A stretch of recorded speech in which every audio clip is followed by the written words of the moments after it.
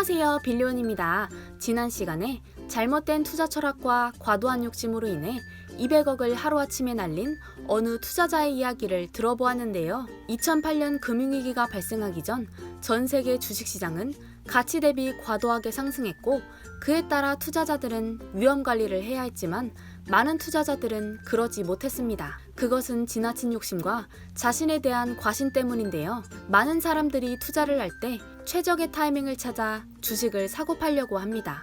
주식시장이 어느 정도 많이 상승하거나 하락하면 포트폴리오의 비중을 조절해줘야 함에도 불구하고 사람들은 조금이라도 더 비싸게 팔고 조금이라도 더 싸게 사려고 타이밍을 기다립니다. 하지만 이러한 마켓 타이밍에 의존한 투자는 대부분 실패하게 되는데요. 그 이유는 바로 심리 때문입니다. 영원할 것 같던 상승을 마무리하고 어느 날 시장이 하락으로 돌아선 뒤 대세 하락장이 왔지만 자신이 봤던 최고점에 미련이 남아 주식을 팔지 못하고 하염없이 바라보고만 있게 됩니다. 반대로 시장이 하락을 마무리하고 상승으로 전환되었을 때는 가장 저렴했던 가격에 미련을 버리지 못하고 한참 동안 주식시장 상승을 바라보기만 합니다. 이게 바로 마켓 타이밍과 단기 투자가 시장을 이길 수 없는 이유입니다. 베스트셀러 책 부자의 프레임의 저자는 이러한 실수는 보통 똑똑한 사람들이 더 많이 저지른다고 말하는데요.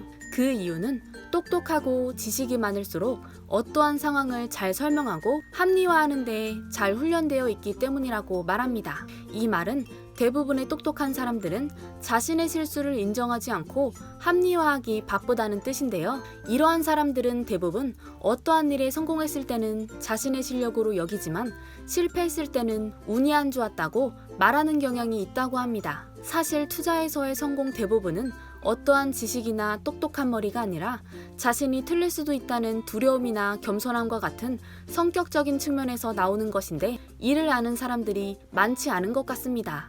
그러면 어떻게 해야 성공적인 투자를 할 수 있을까요? 책의 저자는 게으른 투자자가 성공한다고 말합니다. 많은 사람들이 매일 시황방송을 보고 민첩하게 행동하면 투자에 성공할 것이라고 생각합니다.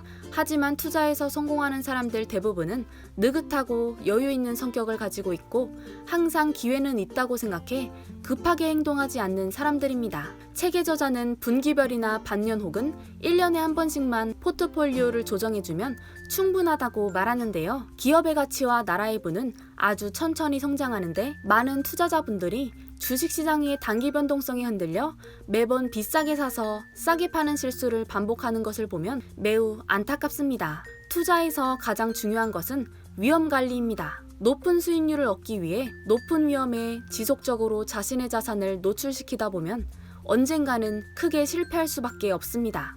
어떻게 하면 자산을 적절하게 분산하고 시장을 이기려는 과도한 욕심을 버릴 수 있을지 끊임없이 고민하다 보면 여러분도 언젠가 훌륭한 투자자가 되어 있을 거라 생각합니다. 다음 시간에는 앙드레 코스톨라니의 책 실전 투자 강의를 리뷰해 보겠습니다. 빌리온이었습니다.